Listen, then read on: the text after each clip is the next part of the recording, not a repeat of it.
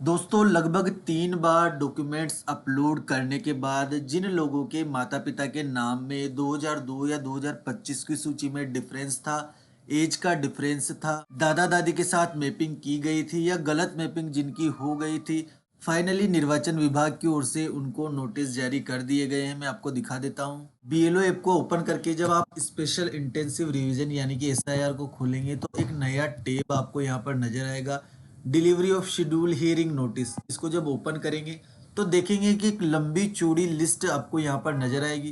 पहले जब इसको ओपन किया जा रहा था तो नो रिकॉर्ड फाउंड यहाँ पर आ रहा था, लेकिन अब देखेंगे तो एक लंबी चौड़ी लिस्ट आपको यहाँ पर नजर आएगी।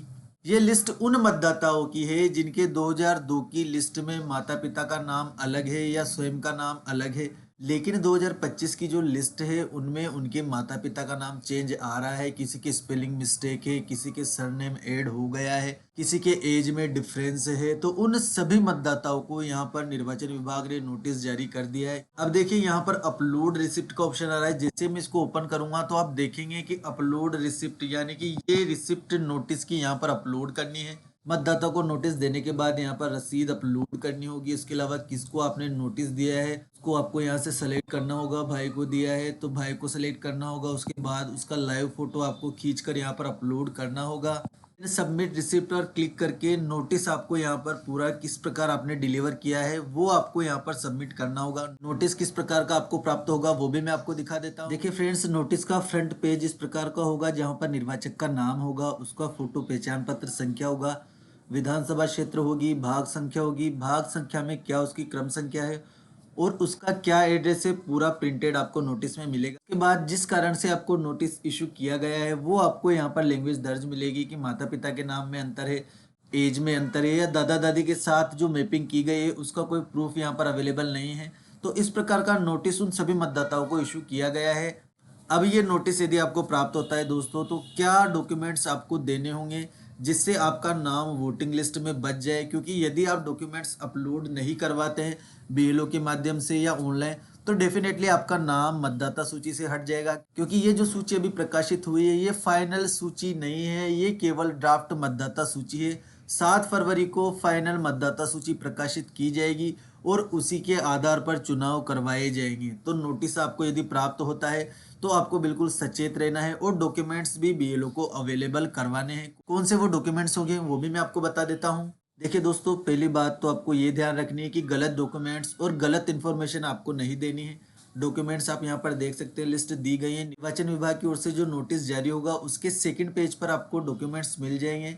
किसी भी केंद्रीय सरकार, राज्य सरकार, पीएसयू के नियमित कर्मचारी, पेंशन भोगी को जारी कोई पहचान पत्र हो, पेंशन संदाय आदेश हो, ये जो गवर्नमेंट सर्वेंट है उसके पास ये डॉक्यूमेंट्स आपको मिल जाएंगे। इसके अलावा भारत में 1/7/1987 से पूर्व सरकार, स्थानीय प्राधिकारियों, बैंकों, डाकघर, एलआईसी, पीएसयू द्वारा जारी कोई पहचान पत्र या प्रमाण पत्र दस्तावेज हो।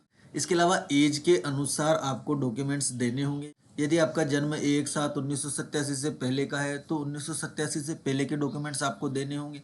बाद का है तो आपको अपने पिता का एक दस्तावेज 1987 से पहले का देना होगा, एक आपका देना होगा। इसके अलावा सक्षम प्राधिकारी द्वारा जारी जन्म प्रमाण पत्र आपके पास होना चाहिए, वो वैलिड डॉक्यूमेंट है। पासपोर्ट यदि आपके पास उपलब्ध है तो वो भी वैलिड माना जाएगा। मान्यता प्राप्त बोर्डों, विश्वविद्यालयों द्वारा जारी मैट्रिक शैक्षिक प्रमाण पत्र। अब मैं आपको यहाँ पर एक बात क्लियर कर देता हूँ। मैट्रिक यानी कि 10th की मार्कशीट, इससे नीचे की कोई मार्कशीट आपकी नहीं चलेगी। 8th की मार्कशीट भी आपकी वैलिड यहाँ पर नहीं है। टीसी आपकी यहाँ पर वैलिड नहीं होगी। केवल मैट्रिक यानी कि 10th की मार्कशीट को यहाँ पर वैलिड डॉक्यूमेंट माना है।